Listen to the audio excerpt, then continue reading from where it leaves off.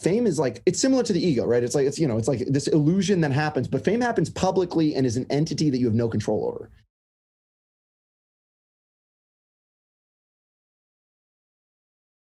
Welcome everybody to a very special episode number 44 with my main man, Evan Berger here. Thank you so much for joining us.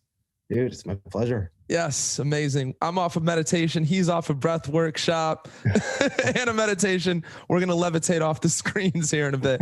Before we start recording, Evan and I were talking about how we both have practices that keep us grounded during these crazy times and how important that is. And also the value of connection and being sort of seen and heard when you're going through it, which we all do on this human journey. So I want to start it, man. I think this would be a good place to start it because I became aware of you through the amazing, hilarious Trump impressions that you do on TikTok. Thank you very much. You look at what's going on. A lot of great things. Trump, how's the meditation practice treating you? Well, we've been doing a lot of chakra meditation. You look at, frankly, I think you see the breath work, breathing. A lot of good things going on. That's awesome. When I heard you randomly on a TikTok live, I'm like, this guy's into breath. It was, that's where I found out about your practice and that you're a pretty deep guy. You know what I mean? And you were talking about attachment. I'm sure you remember that TikTok live where you were talking about everything being temporary. Yeah. And the key is not to get attached so we don't get totally bummed out. Yeah. And I was like, dude, I need to connect with this guy.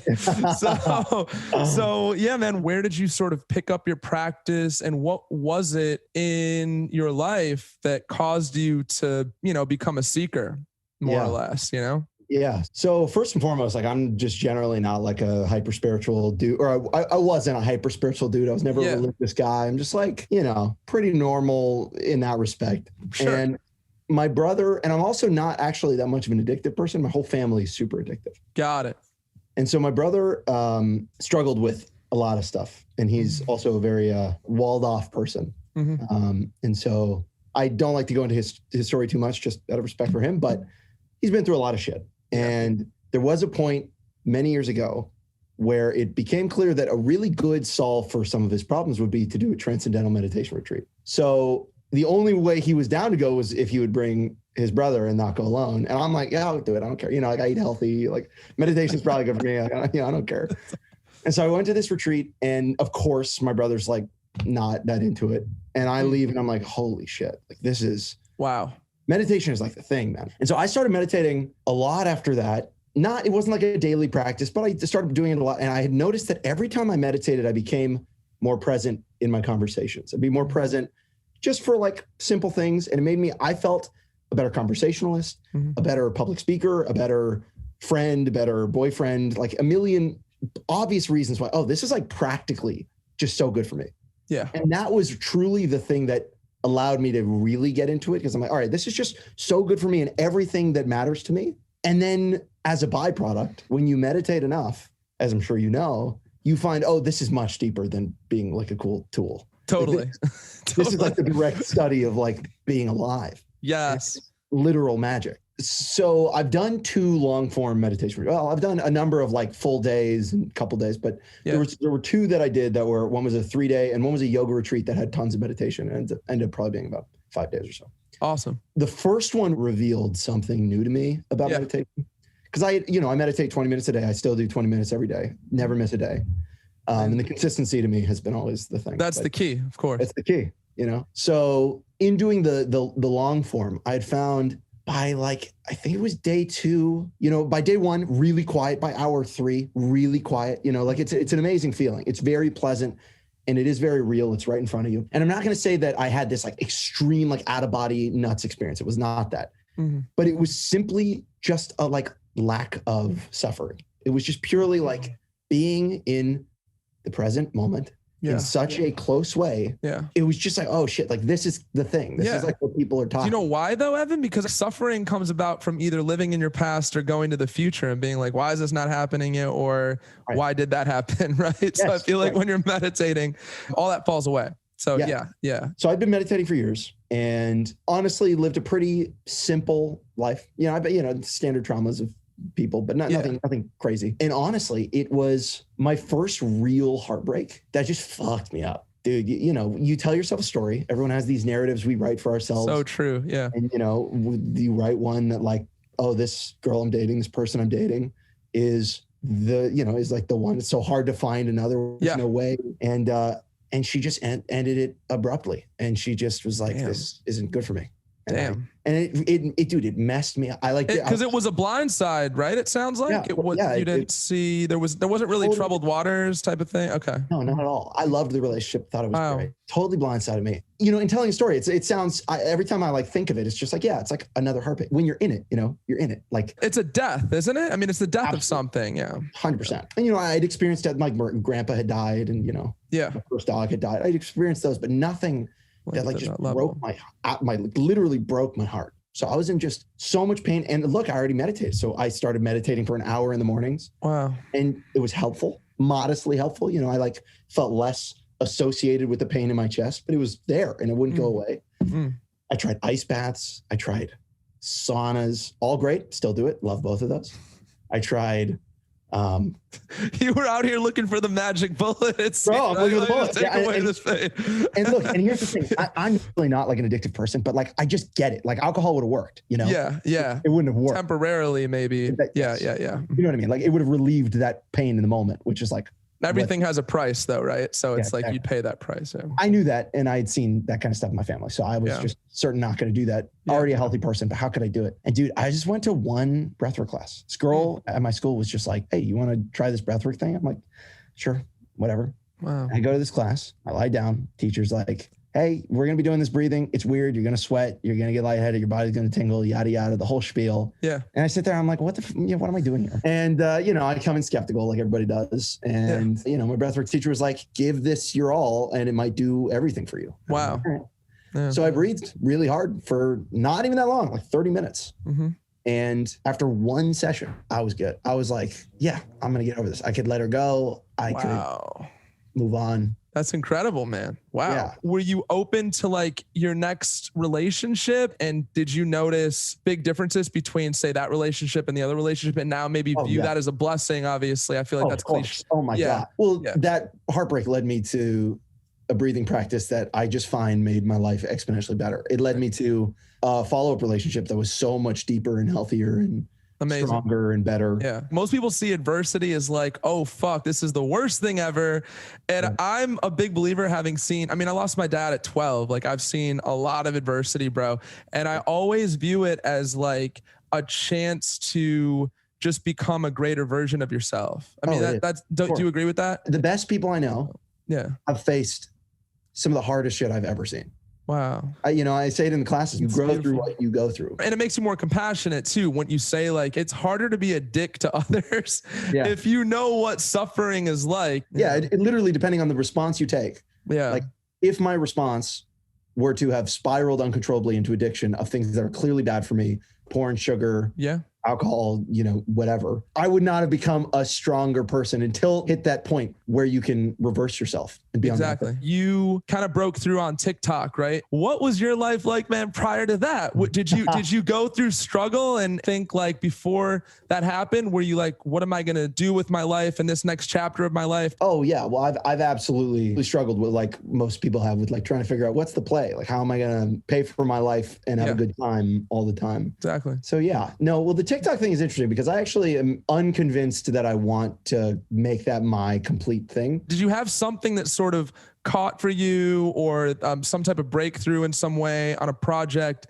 prior to the TikTok thing? There was absolutely a period in like 2015, 2014. Yeah. And I'd been doing the Obama impression forever. Prior. Okay. Yeah.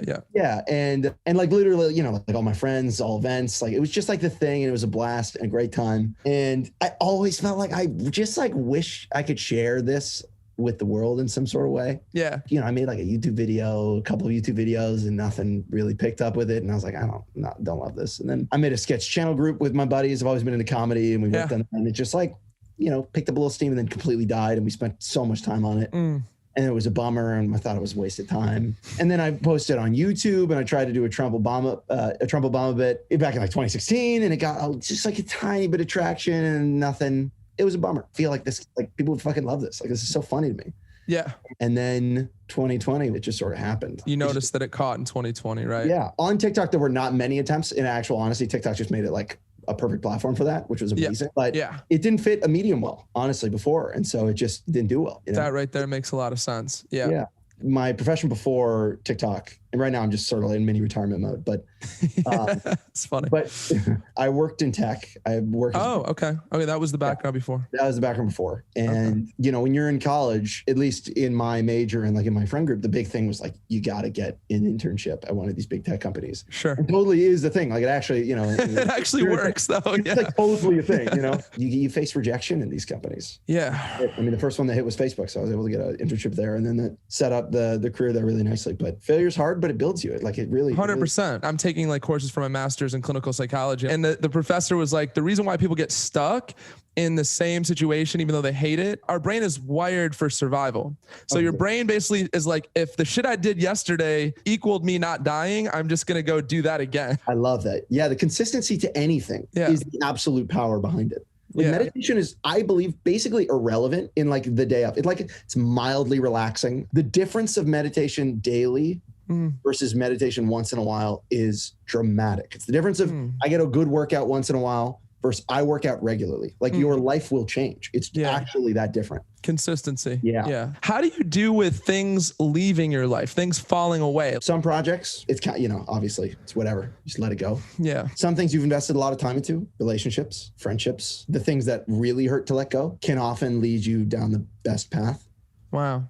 Difficult relationships that are not serving you in your life, things in your life that are not serving you. I used to say this quote that actually, if it's bad for you, just stop. Like actually just, it's like the simplest like life philosophy. If it's not good for you, just don't do it. Like actually, it's really hard to always know when to let go. And does it always have to be messy? Because most of the times it can feel messy. It's so easy to give advice to other people, but when you're in it, it's, you know, a million times harder. Wisdom is being able to follow your own advice. And absolutely. Especially with romantic relationships. I feel like your friend is in a fucked up romantic relationship and it's so easy to be like, what are you doing? You want to shake them. But then when it's you, dude, you're lost in the sauce. Yeah, of course, because things are not directly clear when you're in them. Of course not. Yeah. We don't have the perspective. Yeah, and we're biased in a million ways. Your sunken cost of time and energy and effort and love, and you know, there's a million things. And sometimes people just need the push. And it can come from breathing. It can come from long form silence. It can, or whatever. Dude, it can come from a walk. People just take a walk. You know what I mean? It come from just like I don't know, anything. You have a lot of creative friends, I assume, right? Or comedians, or right?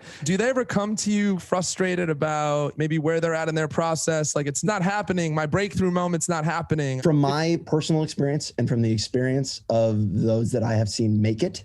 Can you do this in the Trump voice, Evan? When you look at what's going on from the people who've made it, a lot of great things. Okay. But from my personal experience, it doesn't do it. Like the thing you think it's going to do for you is not going to do it. Because you think, okay, when I'm going to make this amount of cash, or when I'm going to get this many followers, or when I'm going to be respected by this person, shit's going to be good. Like I'll be easy. I'll be able to respect myself. And the truth is that's just not how it works. The game of just trying to get more money or get more fame or get more will never get you the thing that you think it will get you, at least to the people who are obsessed with it. I have never found that when I hit an amount of money that I thought, okay, when I get that by this age, whatever, or the fame, whatever, when I hit 1 million followers. So were you telling yourself, when I get, when I hit 1 million followers, it's like everybody said, okay, when I hit 1 million, like I'll view this differently. You have this whole thing and then you hit it and the day's exciting, maybe even the week's exciting, but it fades. This shit fades. Oh, wow. Always does, of course, man. I mean, like, I'm sure you've had successes that have come and you're like, okay, I got this. But you always think it's going to be a new mark that gets you there once and for all though, don't you? You're like, if it's not 1 million followers, then it's like 8 million followers. I have a buddy, I won't name his name, but he's very, very famous. And you could sense that it's unhealthy. It was not good for him. So he would, he'd get 5 million and he'd be like, I'm not going to impersonate him because I could do a really good impersonation of him. But he'd be like, dude, when I hit 10 million, it'll change. And I'm like, no. And then he hit 10 million. Dude, honestly, this is the wrong platform. Once I switch to this platform, then I'll make money and that'll be different. And what he does, he actually switches to the other platform and he gets a lot of followers on the other platform and he starts making a lot of money. And, he makes $1 million bucks. He's like, dude, $1 million's cool. You can buy a house, but you can't buy like a mansion. Oh no. I'm like, dude, do you not see a pattern? Like, you're literally a walking satire, bro. And he's like, dude, no, I'm telling you, like 10 million. I bet he's, probably like near that right now. And he's like, dude, it's just going to get pushed again. It's like, dude, I just need a girlfriend. Oh man. Wow. Also, when he had a girlfriend, he's like, dude, I think I just need to be single. I'm like, I actually gonna kill you. Like, I can't stand it. Fame is like, it's similar to the ego, right? It's like, it's like this illusion that happens, but fame happens publicly and is an entity that you have no control over. When the public starts to have this idea of who you are, discuss you and like believe they know you, right? Like, again, we're animals. If I see you, I feel like I know you. I've chatted with you. I know your face. We're friends. Yeah. And so there's this illusion that happens with the world of media where I can see someone's face, feel like I know them. And then there's this like, this, you don't know them. Yeah. You don't know people. The more you meditate or the more you do these self-care practices, maybe it gives you a little bit more capability of putting things in slow motion and controlling that narrative to make it more healthy. Yep. Is that a fair thing to say? Because I feel like letting a narrative run away with us, dude, is why we have everybody on antidepressants and anxiety through the roof and, where shit is. Pharmaceutical situation. Oh, it hurts my heart. It hurts my heart. It's like the overprescribing of these things when like, even frankly, being in school for clinical psychology, our professors are like, it's a tool, but we don't want to limit people to just having a label like that, which is kind of awesome. But I think more people are starting to become privy to some of the tools we talked about and some of these ideas. And honestly, man, maybe we'll share this and people will be hearing some of these ideas for the first time, which is kind of amazing too. So that'd be awesome. I used to be such a goal-oriented person. I really like when I was 15, I was like, I'm just going to be a fucking billionaire. That's what I want. I just want to be, I'm so loaded, just be balling. I want to be on a boat, like all that. I want to be on a boat. Just like, on a boat. Boats are fun, but like I really was just like, that's it. And you'll never have a bad day ever. Never a bad day. Right when I'm so ready. Oh God. Yeah. We were talking about connection being magic before we recorded and you seem to get that. People still have a hard time sharing what's real, right? Can you talk a little bit about that? Yeah. Why is it hard to do that? And can we truly connect without letting ourselves really being seen for who we truly are? I'm fully with you. Yeah. There's an amazing, amazing relief to having somebody with you and see you for who exactly you are. Yeah. It's so, so powerful. I mean, like deep relationships. It's medicine. It's literally medicine. Truly medicine. So if I had the option to take all the fame, all the wealth, all the material, all the things that like are ostensibly like, oh, that would be amazing to get, and trade that for a group of people that love me and that I laugh a lot with, like all the time. I find so funny and like they get me and there's so much trust and reliability. You must take the latter. It's so much better. It's just clearly even if we were indoctrinated for the former. Because growing up in a capitalist to me, it's like just the most obvious thing. I know most people, it's selling, being whatever the ego thinks is gonna do it for you. Yeah. Yeah. The story that more is gonna do it for you. There's a degree of lack of money and a degree of like, lack of respect, things that actually are like suffer inducing. There's no question. But once you get X amount, I think research shows it's 70K or something like to that effect. Research shows anything after that doesn't really make that much of a difference on our happiness levels. Honestly, I just like wish the world had access to my friend group of people who are so wealthy and rich, who just complain about various things. You'd be like, are you seriously complaining? Man. But it is always just a simple reminder. Yeah. Oh yeah, that's not going to do it. What you have there that's not going to do it. That's not the thing. It's kind of a blessing it's kind of sad, I think, in my opinion, to hear somebody say that, but it's also kind of a blessing for perspective. These messages are really important to get out there right now. So thank you for taking the time, man. I really appreciate it was awesome. With you. Yeah, dude. This is Yeah. We'll stay in touch, man. And I'll see you at Erewhon one of these days, I'm sure. I'm sure that's right, man. Awesome, dude. Yeah, blessings, bro. Thank you. All right. Likewise, man. Peace See you out. later. Cheers. Bye-bye.